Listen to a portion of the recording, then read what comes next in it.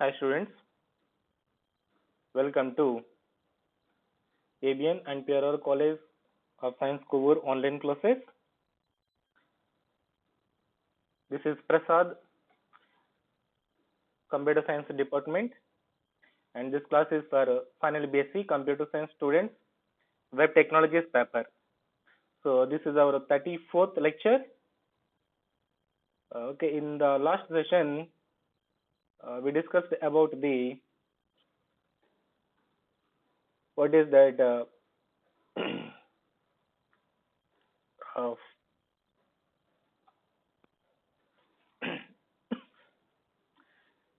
Exception handling అనే concept గురించి last క్లాస్లో డిస్కస్ చేసుకోవడం జరిగింది అవునా. సో ఎక్సెప్షన్స్ అంటే ఏంటి, వాటిని ఏ విధంగా మనము ట్రీట్ చేయాలి, ఏ విధంగా హ్యాండిల్ చేయాలని చెప్పేసి మనము లాస్ట్ క్లాస్లో చెప్పుకోవడం జరిగింది అనమాట అండి. Okay, and for the today session just we are going to discuss about the objects concept. Okay, so in that objects ఈరోజు క్లాస్లో మనం చెప్పుకోబోయేది ఏంటంటే how to create objects. Okay, objects ని ఏ విధంగా క్రియేట్ చేసుకుంటాము, ప్రాపర్టీస్ ఏంటి, అండ్ ఆబ్జెక్ట్ సంబంధించి మెథడ్స్ ఏంటి, జస్ట్ ఆ కాన్సెప్ట్ గురించి ఈరోజు క్లాస్ లో మనము తెలుసుకోబోతున్నాం అనమాట అండి. Okay, so before going to our session, all of you regularly watch hour YouTube channel E B N and PRR college online classes Kovvur. Okay, so ఈ యూట్యూబ్ ఛానల్లో వెబ్ టెక్నాలజీస్ థర్డ్ బిఎస్సి అని చెప్పేసి ప్లేలిస్ట్ ఉంటుంది. సో ఆ ప్లేలిస్ట్ లో మన web technologies కి సంబంధించి క్లాసెస్ అన్ని కూడా ప్లేస్ చేయడం జరిగిందండి. ఓకే, సో రెగ్యులర్ గా వాచ్ చేస్తూ ఉండండి అండ్ ఇంపార్టెంట్ పాయింట్స్ ఏవైతే ఉంటున్నాయో అవన్నీ కూడా రన్నింగ్ నోట్స్ లో మెయింటైన్ చేస్తూ ఉండండి. ఓకేనా? Okay, coming to the today session, creating objects in Java script.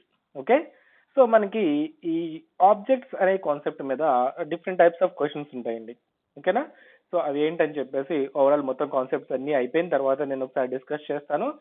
Just ఈరోజు కాన్సెప్ట్ ఏంటంటే creating objects in Java script. Okay okay, already మనకి ఈ క్లాసెస్ ఆబ్జెక్ట్స్ మనకి కొత్తవి ఏమీ కాదండి. ఆల్రెడీ మనం జావా లాంగ్వేజ్ లో క్లాసెస్ అంటే ఏంటి, ఆబ్జెక్ట్స్ అంటే ఏంటి, ఆబ్జెక్ట్స్ యొక్క ఇంపార్టెన్స్ ఏంటి, అవి ఏ విధంగా మన ప్రోగ్రామ్ మీద ఎఫెక్ట్ ఉంటాయి, ఓకే మన ప్రోగ్రామ్ లో అవి రోల్ చేసే ఏంటి, అవి ప్లే చేసేవి ఏంటి, వాటి యొక్క నీడ్ ఎంతవరకు ఉంటుంది, ఓకే ఆల్మోస్ట్ మనకి అన్ని కూడా అంతకు ముందు క్లాసెస్ లోనే మనం తెలుసుకున్నామండి. ఐ మీన్ ముందు సెషన్స్ లో జావా లాంగ్వేజ్ లోనే మనం తెలుసుకోవడం జరిగింది అనమాట. ఓకే, అగైన్ ఒకసారి ఇక్కడ మనం ఎస్పెషల్లీ దాంట్లో ఆబ్జెక్ట్స్ గురించి ఇంకొకసారి మనం ఇక్కడ చెప్పుకుంటున్నాం అనమాట.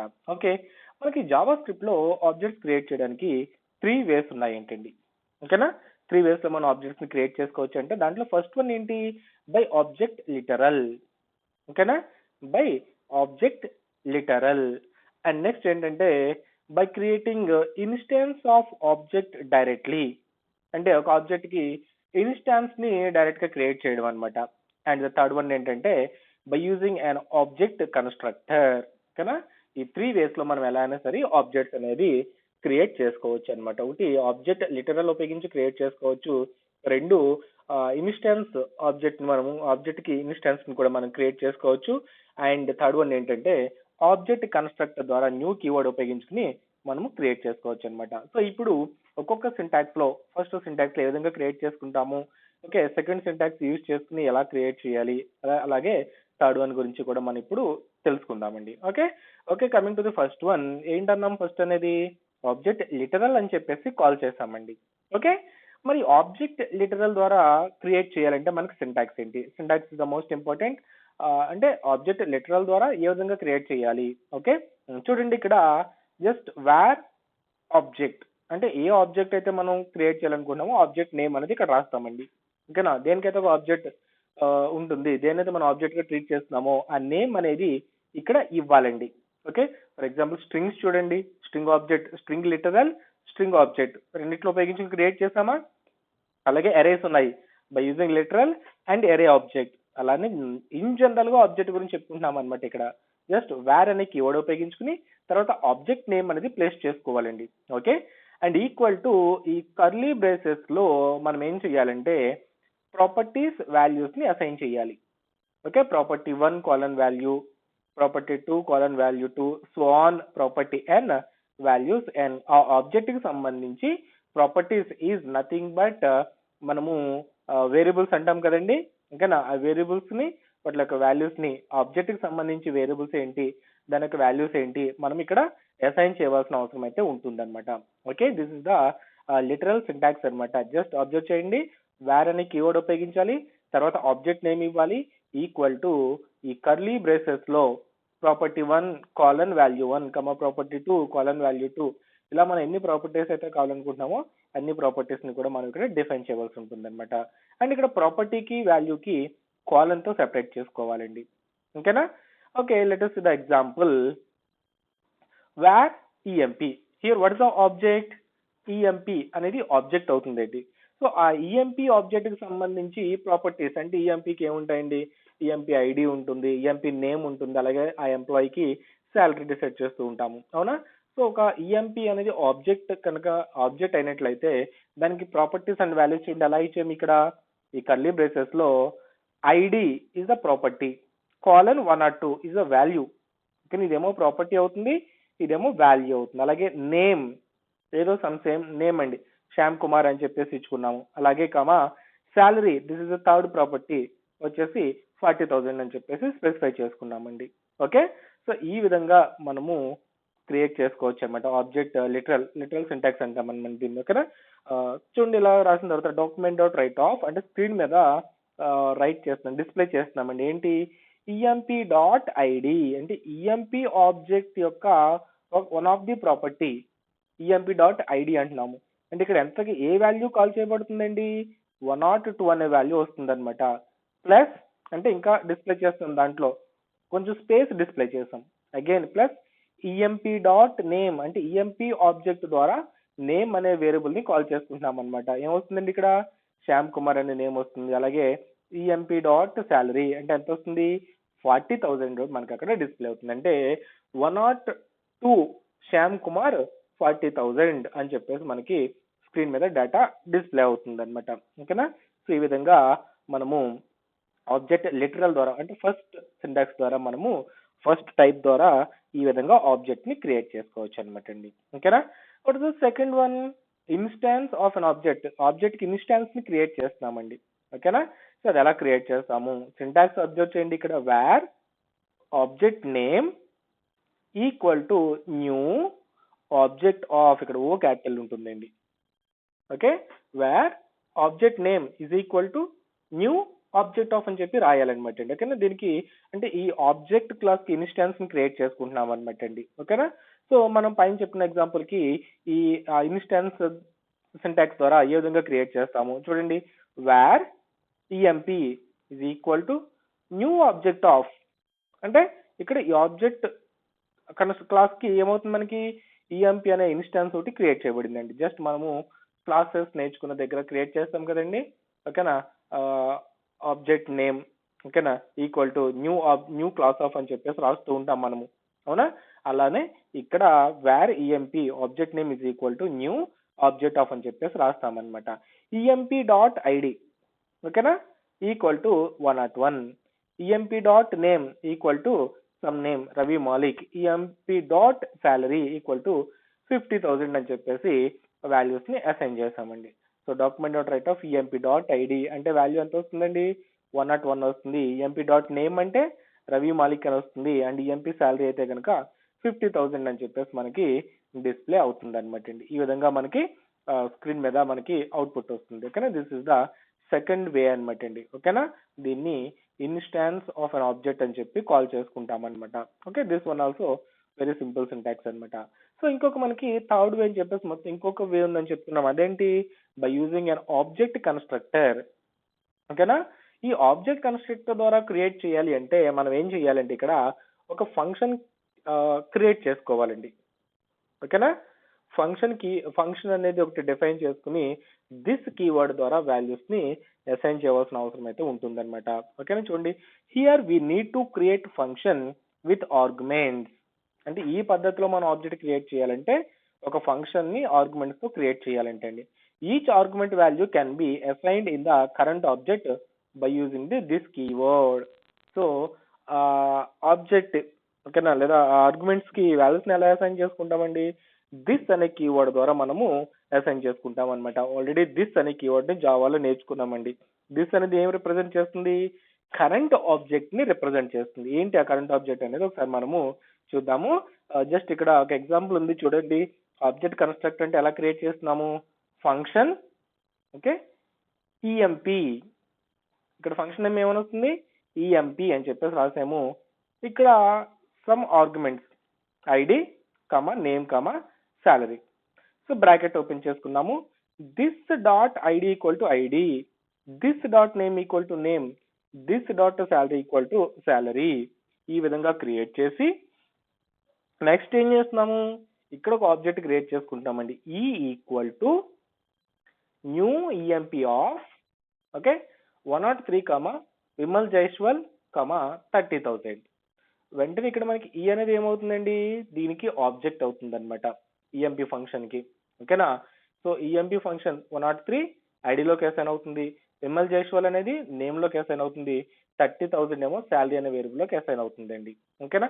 ఇప్పుడు మనము ఈ డాట్ ఐడి అంటే ఏమవుతుందండి? ఇక్కడ ఈ అనేది కరెంట్ ఆబ్జెక్ట్, అంటే ప్రస్తుతానికి మనకి మెమరీలో ఏ ఆబ్జెక్ట్ ఉంది? ఈ అనే ఆబ్జెక్ట్ ఉందండి. ఇక్కడ దిస్ అంటే ఇప్పుడు ఏమవుతుంది? ఈ అనే వాల్యూ వెళుతుంది. ఈ dot ID equal to ID అంటే ఇక్కడికి వచ్చిన ఐడి వాల్యూ ఈ డాట్ ఐడిలోకి అసైన్ అవుతుంది. ఏంటది? 103. ఓకే. అలాగే దిస్ అంటే మెమరీలో ప్రస్తుతానికి ఏ ఆబ్జెక్ట్ ఉంది? ఈ అనే ఆబ్జెక్ట్ ఉంది. ఈ dot name equal to name Vimal Jaiswal assign అవుతుంది. ఓకే. అలాగే దిస్ ఈ డాట్ శాలరీ అనమాట. దిస్ అంటే ఈ dot salary equal to salary 30,000 దీంట్లోకి అసైన్ అవుతుందండి. నెక్స్ట్ మనం ఇప్పుడు ఈ డాట్ ఐడి ఎంత అసైన్ అయింది? ఇక్కడ 103 అసైన్ అయింది. ఇక్కడ విమల్ జైస్వాల్. సో అలాగే మనకి 103 విమల్ జైస్వాల్ 30,000 అని చెప్పేసి మనకి ఇక్కడ స్క్రీన్ మీద డిస్ప్లే అవుతుందండి. ఓకే. సో ఇక్కడ మళ్ళీ అగైన్ ఒకవేళ మనం ఇక్కడ ఈ డాట్ ఆర్ ఈ1 ఈక్వల్ టు ఓకేనా, అంటే అనదర్ ఆబ్జెక్ట్ క్రియేట్ చేసుకుంటున్నాం అనమాట. ఈ1 is equal to okay new EMP of ఇక్కడ some number 104 okay and John okay string కాబట్టి డబుల్ కొటేషన్స్ లో ప్లేస్ చేద్దాము. ఓకే అండ్ శాలరీ ఓకేనా 20,000.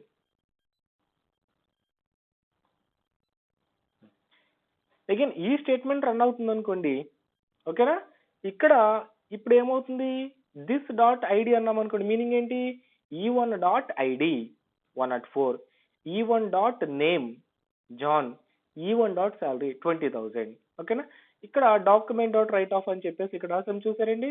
సేమ్ అలాగే మనం ఇక్కడ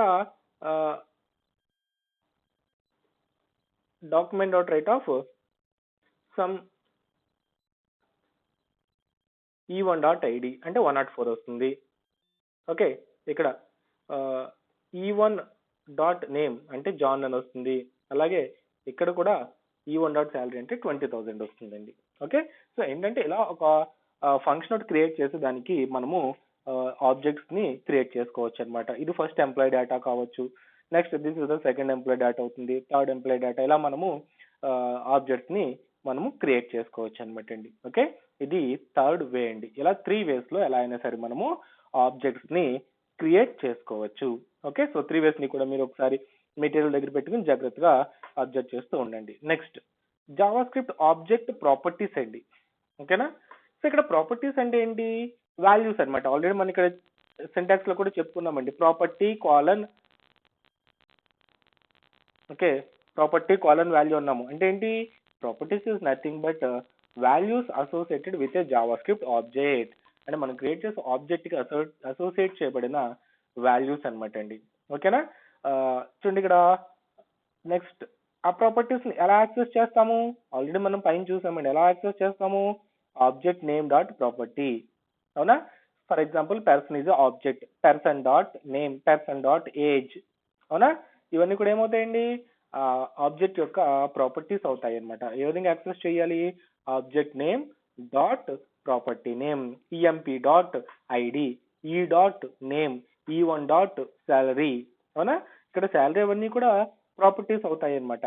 E1, EMP ఇవన్నీ కూడా ఏమవుతున్నాయి, ఆబ్జెక్ట్ నేమ్స్ అవుతున్నాయండి. ఓకేనా? So already this is a very simple concept. మనకు ఆల్రెడీ జావా స్క్రిప్ట్ లో చాలా క్లాసెస్ కి ఆబ్జెక్ట్స్ ని క్రియేట్ చేసి వాల్యూస్ ని కాల్ చేసామండి. ఆ సేమ్ ప్రొసీజర్ ఇక్కడ కూడా కాల్ చేస్తున్నామని చెప్తున్నాం. అంటే ఎలా కాల్ చేసుకుంటాము, object name dot variable name అంటాం అక్కడ, ఇక్కడ ప్రాపర్టీ అని చెప్పేసి చెప్తున్నాం అనమాట అండి. Adding new properties. ఓకేనా? న్యూ ప్రాపర్టీస్ ఆల్రెడీ ఒక ఆబ్జెక్ట్ అనేది ఎగ్జిస్ట్ అయ్యింది అనుకోండి, దానికి ప్రాపర్టీస్ ఎలా యాడ్ చేసుకుంటాము. చూడండి ఇక్కడ person dot nationality. Okay, here one of the ఇక్కడ ప్రాపర్టీ అవుతుంది అనమాట. లేదా person dot name, person dot age, person dot salary. Already person అనేది ఆబ్జెక్ట్ ఉంది అనుకుందాం, దానికి చూడండి ఇక్కడ నేమ్ అనేది ఒక ప్రాపర్టీ, అలాగే ఏజ్ అనేది ఒక ప్రాపర్టీ. ఓకేనా? ఈ విధంగా అసైన్ చేసుకోవచ్చు అని చెప్పి కాల్ చేస్తున్నాం అనమాట. And Java script object methods అండి. మెథడ్స్ అంటే ఏంటి, మనం పెర్ఫామ్ చేసే యాక్షన్స్ అండి. ఒక ఆబ్జెక్ట్ కి సంబంధించి మెథడ్స్ అంటే ఏంటి, ఆ మెథడ్స్ లో ఏముంటాయండి, ఏదైతే వర్క్ అనేది జరుగుతుందో ఆ వర్క్ అనేది మనం ఏం చేస్తాము, మెథడ్స్ ద్వారా డిఫైన్ చేసుకుంటాం అనమాట. సో మెథడ్స్ ఎలా కాల్ చేసుకుంటాము, object name dot method name. Already మనం స్ట్రింగ్ ఆబ్జెక్ట్ మెథడ్స్ ని కూడా చూసామండి, అవునా? అక్కడ two lower case STR dot two lower case, two lower case అనేది మెథడ్ అవుతుంది, ఎస్టిఆర్ అనేది స్ట్రింగ్ ఆబ్జెక్ట్ అవుతుంది. అవునా? సేమ్ అదే కాన్సెప్ట్ మనం ఇక్కడ ఓవరాల్ గా ఆబ్జెక్ట్ కి సంబంధించి మనం చెప్పుకోవడం అనేది జరిగింది అనమాట అండి. ఓకేనా? సో ఈ విధంగా మీకు ఒకవేళ 5 మార్క్స్ కి how to create an objects in Java script అని అడిగితే ఈ కాన్సెప్ట్ రాయవలసి వస్తుందండి. ఓకేనా? జాగ్రత్తగా ఉండండి. How to create objects in Java script అంటే కనుక ఈ కాన్సెప్ట్ రాయాలి. ఇంకొక క్వశ్చన్ ఉంటుందండి, ఆబ్జెక్ట్స్ ఇన్ జావా స్క్రిప్ట్ అని ఉంటుంది. ఓకేనా? ఆబ్జెక్ట్స్ ఇన్ జావా స్క్రిప్ట్ అంటే కనుక దానికి వేరే ఆన్సర్ ఉంటుందండి. That is most important question అనమాట అది. సో దాని గురించి మనము నెక్స్ట్ క్లాస్ లో డిస్కస్ చేసుకుందామండి. ఓకేనా? సో ఈ రోజు క్లాస్ లో మనం చెప్పుకున్నది ఏంటంటే how to create objects in Java script.